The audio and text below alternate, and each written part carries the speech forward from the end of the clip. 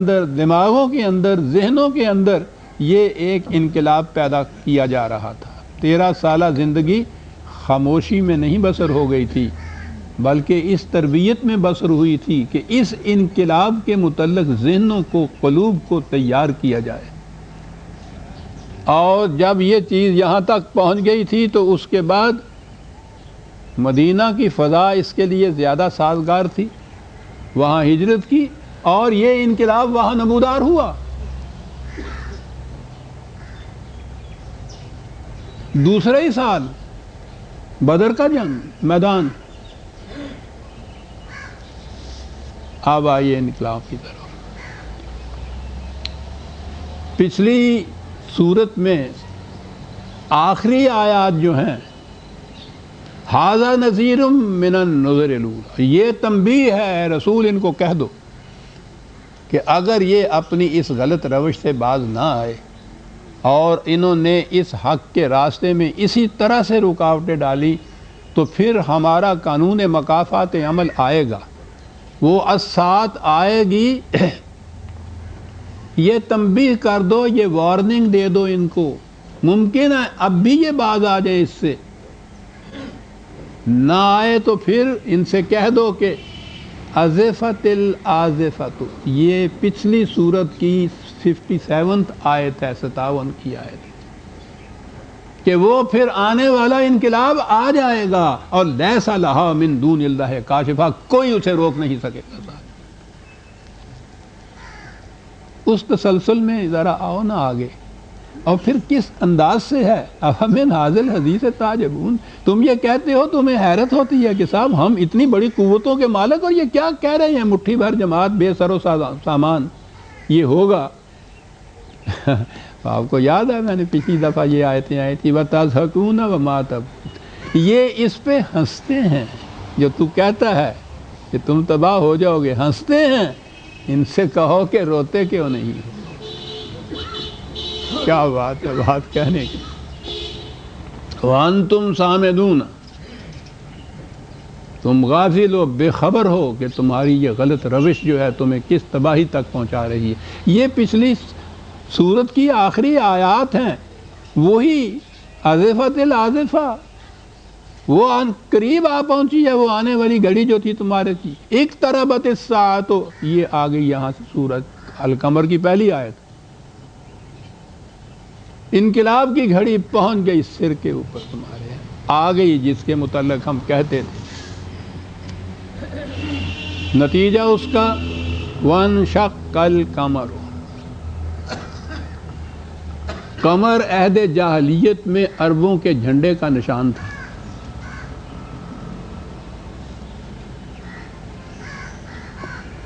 اور یہ شروع سے ہی جو جھنڈا ہے مملکتوں کا وہ بڑی اہمیت رکھتا ہے، وہ عجیب نشان ہوتا ہے۔ جھنڈے کا سرنگوں ہو جانا، جھنڈے کا جھک جانا، جھنڈے یعنی یہ چیز شکست کی مرادف ہو، نشانی ہوتی ہے، محسوس نشانی ہوتی ہے شکست کی۔ وان شقہ جو ہے اس کے معنی صرف پھٹ جانا نہیں ہوتا، ریزہ ریزہ ہو جانا بھی ہوتا ہے، اس کے ٹکڑے ٹکڑے ہو جانا بھی اس کا ہوتا ہے۔ یعنی کسی کے جھنڈے کے متعلق کہنا کہ وہ آگے انقلاب کی گھڑی اور دیکھو تمہارا یہ جو اتنا وہ جھنڈا جس کے اوپر تمہیں اتنا ناز ہے کس طرح سے ٹکڑے ٹکڑے ہوتا ہے اب تمہارے سامنے۔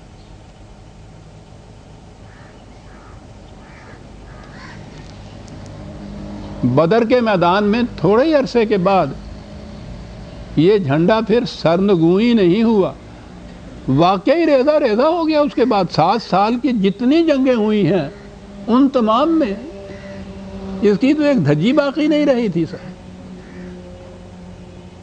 تاکہ فتح مکہ کے دن یہ جھنڈا جو تھا وہ بالکل ہی دفن ہی ہو گیا تھا۔ یہی وہ جھنڈا ہے جس کے متعلق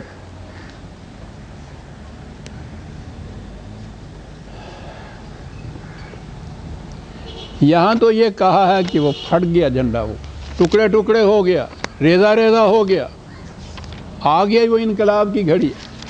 دوسرے مقام پہ ہے 75/8 ہے، وخسف القمر، اس کے معنی گہن، گرہن لگنا جسے آپ کہتے ہیں، گہن میں آ جانا کسی چیز کا، زوال کے لیے یہ ہوتا ہے۔ اس کی روشنی جو ہوتی ہے چاند یا سورج کی گہنا جاتی ہے، یہ ہمارے ہاں محاورہ ہے، کسی چیز کا زوال پذیر ہو جانا۔ یہاں بھی یہ چیز کہی کہ زوال پذیر ہو رہا ہے ان کا وہ جو علم ہے، ان کا نشان جو ہے ان کی قوت کا۔ عربوں کا، عرب جاہلیت کا نشان قمر تھا، اور ایران کا نشان شمس تھا، سورج۔ اب بھی ان کے جھنڈے میں وہ آپ دیکھیں گے پیچھے کرنیں ہوتی ہیں، ان کا نشان شمس تھا۔ ایران کی سلطنت بہت بڑی تھی، عربوں کے ساتھ ان کی مخاصمت شروع سے جاری تھی، سخت دشمن ہی ایک دوسرے کے ساتھ، اور وہ ان کو نفرت کی نگاہ سے بھی دیکھتے تھے۔ سوال ہی نہیں تھا کہ یہ کسی طرح سے دو سلطنتیں مل جائیں۔ سلطنت کیا ہے، ان کی تو سلطنت ہی کوئی نہیں تھی، عربوں کی تو قبائلی زندگی بسر کرتے تھے۔ یہی جو کہا کہ خسف القمر، یہ جھنڈا جو ہے اس کی تابناکیاں گہن جائیں گی، زوال آ جائے گا اس کے اوپر، یہ صورت ہو جائے گی۔ اور آگے ہے وَجُمِعَ الشَّمْسُ وَالْقَمَرُ، اور شمس اور قمر دونوں اکٹھے ہو کے ایک مملکت بن جائیں گے۔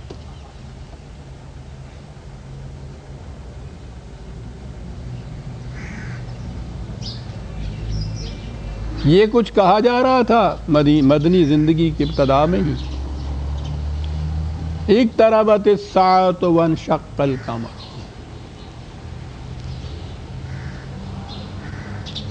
وہ انقلاب کی گھڑی آ پہنچی۔ ان کا یہ جھنڈا جو لہرا رہا ہے، آپ جس کے اوپر اتنا ان کو ناز ہے، ٹکڑے ٹکڑے ہو جائے گا، پھٹ جائے گا۔ عجیب بات ہے کہ روایات میں جہاں یہ کہا گیا کہ یہ وہ معجزہ تھا جو حضور نے وہاں دکھایا، اور پھر یہ مکے کی زندگی کا معجزہ بتا رہے ہیں، کیونکہ یہ کہا جا رہا ہے نا کہ آدھا ٹکڑا وہ جبل حرا کی ایک طرف پہاڑ کے اور دوسرا دوسری طرف، تو وہ تو مکے میں ہے، وہ پہاڑ جبل رحمت جسے کہتے ہیں، غار حرا جہاں ہے۔ اور وہیں جہاں یہ چیزیں ساتھ ہیں، یعنی عجیب چیز ہے ہمارے ہاں کی، اپنے ہی مجموعوں کے اندر وہ نہ تو وہ جامعہ احادیث جو ہے وہ انہوں نے یہ کچھ کبھی دیکھا، نہ بعد والوں نے بھی کبھی کوئی غور کیا کہ دو متضاد باتیں ہم ایک ہی جگہ کہہ رہے ہیں۔ وہاں یہ لکھا ہوا ہے کہ یہ مکے کی زندگی کا، حضور کا یہ معجزے کا واقعہ تھا۔ اسی صورت میں آگے چل کے یہ 44، 45، 46 یہ آیتیں، ام یقولون نحن جمیع منتصر، ان کو بڑا ناز ہے اس پہ، یعنی کہہ رہے ہیں کہ ہمارے لشکر بڑے جرار، بڑے جری، ہماری جمعیت بہت بڑی ہے، منتصر، ہم ایک دوسرے کی مدد کر کے متحدہ محاذ بنا کے تمہارے مقابلے میں آئیں گے۔ اور آپ کو پتہ ہے جنگ احزاب کے اندر یہ کیا ہوا تھا؟ یہ جتنے مخالفین قبیلے تھے وہ سارے جمع ہو گئے تھے مسلمانوں کے مقابلے میں۔ بدر کے میدان میں بھی ان کفار کے قریش کی حمایت کرنے والے بہت سے قبیلے تھے۔ ام یقولون نحن جمیع منتصر، ہم بہت بڑا جتھا ہے، بہت بڑی جماعت ہے، بہت بڑی احزاب ہیں، ہمارے اکٹھے ہونے والے ہیں، ہم ایک دوسرے کی مدد کرنے والے ہیں، تم کیا مقابلہ کرو گے؟ ان کا یہ قول نقل کرنے کے بعد وہی کہا یہزم الجمع ویولون الدبر، تم دیکھو گے کہ یہ جو اتنی بڑی جمعیت اور لشکر جرات بتا رہے ہیں، کس طرح سے ان کو ہزیمت و شکست ہوتی ہے، اور کس طرح یہ پیٹھ دکھا کر بھاگتے ہیں، دیکھو گے تم۔ بل الساعۃ موعدہم والساعۃ ادھیٰ وامر، یہ ساتھ، یہ انقلاب وہ ہے کہ جس کے متعلق ان کو بار بار بتایا جاتا ہے، ان کو کہا جاتا ہے کہ یہ آ کے رہے گی، بڑی تلخ ہوگی، بڑی تباہ